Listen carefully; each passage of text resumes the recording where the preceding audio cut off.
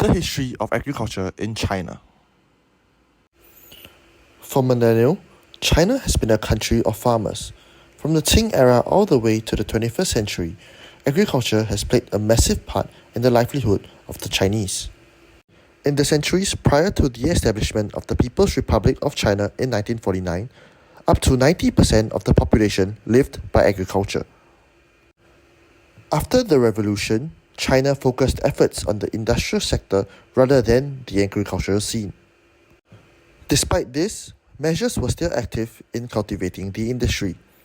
China's political leaders adopted a land reform program to eliminate landlords and give land to the farmers, where communes were progressively introduced into the industry. However, the communes were abandoned due to their bureaucratic and rigid nature, as well as the 1959 famine disaster. In 1978, leaders started further agricultural reforms, which have contributed to the largest agricultural economy in the world as we know it today. Today, China remains the agricultural economy that world economies are dependent on.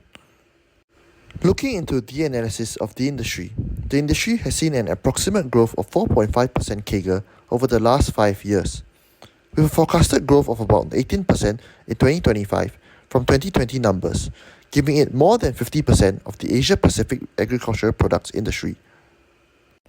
The fruits, vegetables, and cereal segments command the lion's share of the pie, with the other segments taking up less than 20%. As for the dynamics of the market, consolidation within the Chinese agricultural products industry has made it more competitive in recent years, attracting many foreign agricultural businesses into the industry. Because the average farm size is among the smallest in the world, entry into the industry is eased as only small areas of land needs to be purchased in order to become a competitor. With lower barriers of entry, this has boosted the industry in general. This has led to an overall increase in foreign investment.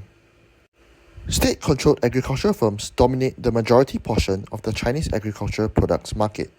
This dominance has molded the competitive environment to revolve around these entities. Prominent international players in the agricultural industry are actively striving to expand their presence within the Chinese market.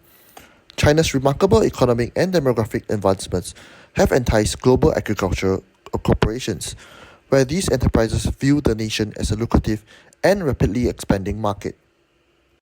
With China proving to be the prime spot for agriculture, it is no wonder that they remain as the biggest agricultural economy in the world.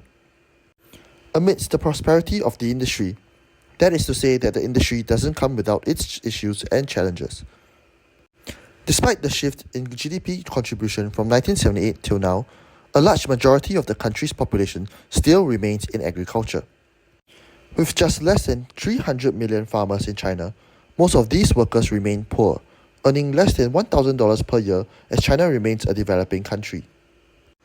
On top of such social concerns comes various economic challenges as well.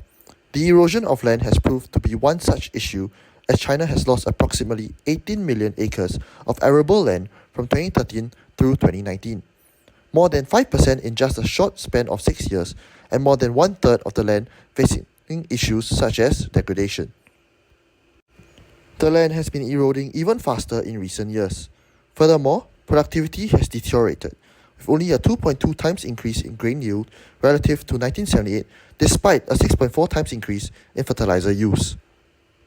With the farmlands in huge jeopardy, food security and sufficiency remains one of the biggest concerns in China, as highlighted in their notorious annual No. 1 document by China's leaders.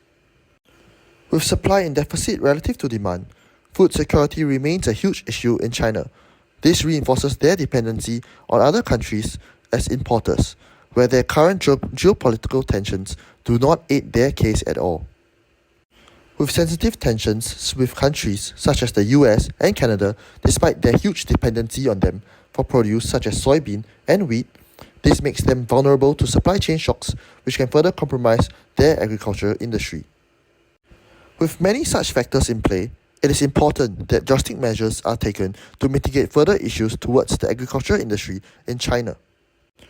Be it major reforms such as those in the late 1970s to political policy changes, what do you think China has to do for their agricultural industry?